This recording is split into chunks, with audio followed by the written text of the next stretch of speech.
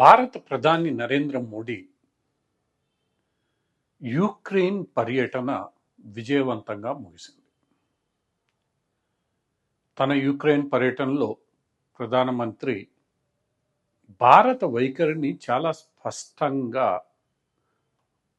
Ukraine నాయకులకు వివరించడం జరిగింది. యుక్రెయిన్ రష్యా మధ్య జరుగుతున్న యుద్ధంలో భారత్ పాశ్చాత్య దేశాల కూటమికి మద్దతు ఇవ్వడం లేదన్న విమర్శలు ఎదుర్కొంది కూడా. ఈ అంశంలో ప్రధానమంత్రి చాలా స్పష్టంగా సూటిగా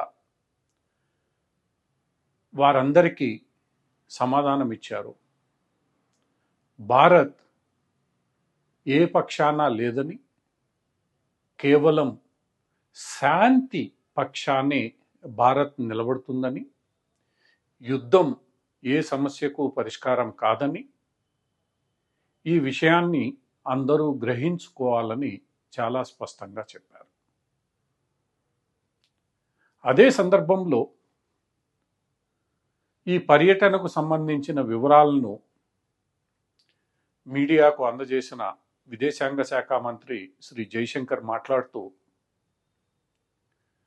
పలువురు పాశ్చాత్య పాత్రికేయులు చమురు కొనుగోలుపై అడిగిన ప్రశ్నలకు చాలా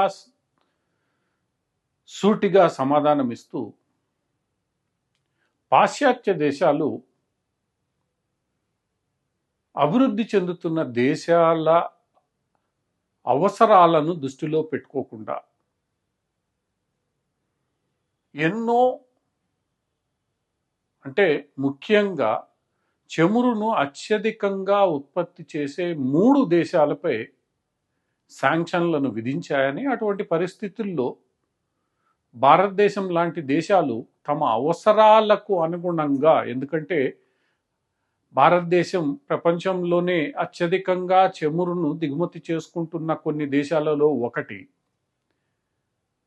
ఆ చమురు ధరలు పెరిగితే భారత ఆర్థిక వ్యవస్థకు ఇబ్బంది కాబట్టి భారత్ తప్పనిసరిగా ఈ చమురును తన అవసరాలకు తగినట్లుగా ఎక్కడ దొరికితే అక్కడ కొనాల్సిందే.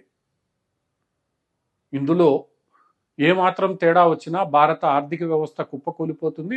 అత్యంత ఎక్కువ జనాభా కలిగిన దేశంలో అంతర్యుద్ధము అల్లకల్లోలం చెలరేగిపోతుంది. ఎందుకంటే పెట్రోల్ ధరలు విపరీతంగా పెరిగితే అది జరగకుండా చూడాలి అనంటే భారతదేశం ఖచ్చితంగా తన అవసరాలకు అనుగుణంగా చమురు ఎక్కడ తక్కువకు దొరికితే అక్కడ కొనాల్సిందే.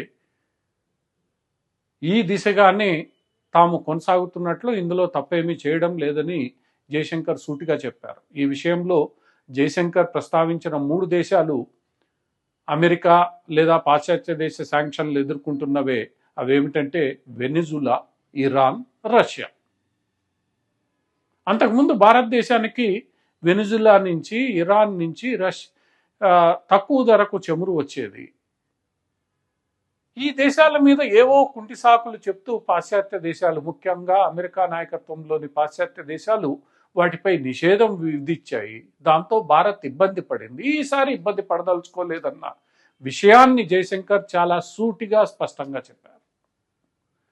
కేవలం మీ యొక్క స్వార్థ రాజకీయ ప్రయోజనాలకు మీరు చేస్తున్న ఈ మొత్తం వ్యవహారంలో తాము ఎవరి పక్షాన్ని తీసుకోదలుచుకోలేదని, తాము కేవలం శాంతి పక్షానే ఉంటామని, తమ దేశ అవసరాలే తమకు మొట్టమొదటి ప్రాధాన్యత అని ఈ పర్యటనలో అటు మోదీ కానీ ఇటు జయశంకర్ ద్వారా భారత ప్రభుత్వం స్పష్టమైన వైఖరిని వెల్లడించింది.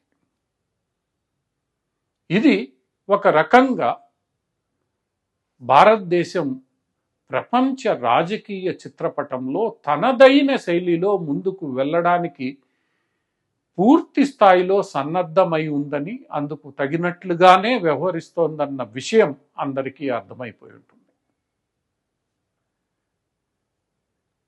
గతంలో కోల్డ్ వార్ సమయంలో ఆడిన ఆటలు ఇక సాగవని, ఎవరో ఒకళ్ళు చెప్పినట్లు మేము వినమని,